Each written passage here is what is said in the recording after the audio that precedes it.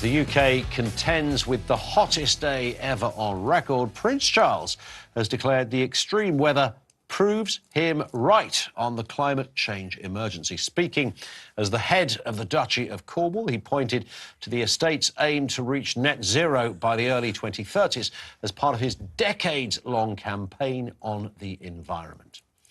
Meanwhile, Prince Harry was slammed as he waded into another political issue yesterday during a speech that he gave at the United Nations. God, I wish I was there for that. The Sussexes faced protesters, with one even holding up a sign which said, "Why are you here? But should we be not crediting, not criticising the royals for highlighting political issues?" JJ, I mean, Prince Charles, the regular Nostradamus. Can you believe it? He was right He's all known along. it for years. And we've all been having a go at him. No. In 1896, history lesson, a Swedish scientist wrote a seminal paper about the greenhouse effect. That's how long we've known about it for, since 1896. So I can't give Charles too much credit for it, Charlie boy, because we all know it exists. Whether it's him or Greta Thunberg, we know it's there.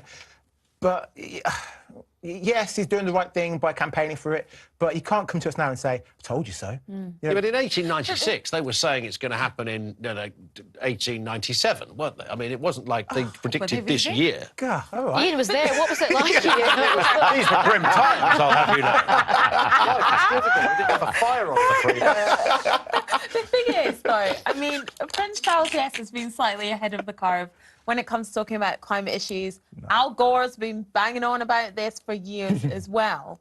But I think it's a bit rich of Prince Charles, and perhaps, in a way, Prince Harry as well, to be talking about climate issues when they're still taking private jets and things like that. But I also think, you know, these people are people of influence, and they should be talking about these issues. They have a right to talk about these issues, absolutely. And I think, you know, until people really get to grips with the fact that the climate emergency is an actual emergency, and that getting to net zero by 2050 is too late, that the sustainable development goals that were set for 2020 and 2030 are going to be missed, and the missing of those goals means that you're going to have more droughts in places like DR Congo, and, you know, we're going to have more heat waves, more fires. You know, we are too late. But they have been saying that for years. They literally were writing this in the 60s. I mean, I think, to be fair to Prince Charles, he was absolutely derided for talking about more sustainable farming. I interviewed an arable farmer on my show today who actually said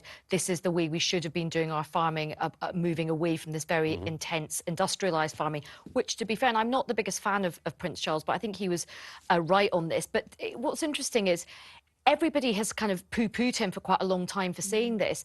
And even actually, just to bring it back to the Conservative leadership race, there's this, you know, this gap I talked about, the members and the public. YouGov polled members of the Conservative Party, and only 4% thought that net zero should be a priority. Yet there was another poll done with the public by Onward, and 64% of the public felt that net zero was important. So I actually think Prince Charles actually where the public is. And on the Prince Harry, I know we always like beating up Prince Harry. He was actually making a very powerful speech about the abortion rights in America. And I think a lot of people will say, good on you for speaking up about that. I think there are a couple of things here, though. Just to pick up on Prince Charles, I think there are two sides to the Prince Charles argument. One is about farming, and I think he's definitely got the message across about whether it's organic and eating local, and there are lots of things that we can and should do, and I think that his position to highlight, particularly as a farmer, is very helpful, and I think there are more things that we can and should do. What I find really irritating about this whole net zero discussion that we seem to have is that it just turns into another tax and another load of things that we cannot or should not or probably should reduce doing, as opposed to there are things that you can do that will genuinely make a difference. Because the other thing is that we as a small nation, yes, we have to lead by example, but there's also a lot of stuff that we're doing that, frankly, doesn't make much sense. And when it doesn't make much sense, if somebody can't convince me or otherwise that, you know, we should be doing it, it really makes a difference. When we're still littering our lands and our beaches, we're still throwing away way too much stuff, we're still leaving lights on, all this. But isn't it? And then, but then, hang on a second. But then, you know, we allow ourselves to get drawn into this, and then should you say it, then you're against, you know, the environmental action. No, I just want to do stuff that makes a difference. But at this point, if the fires that in some parts of East London, if what you've seen in France, Portugal, droughts, floods, freak weather events, if that doesn't convince you that we have a problem, then nothing will at this point. But also, just one stat quickly. Everyone goes on and on about, personal responsibility.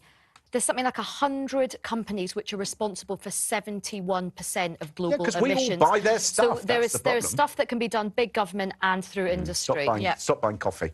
It'll change our lives.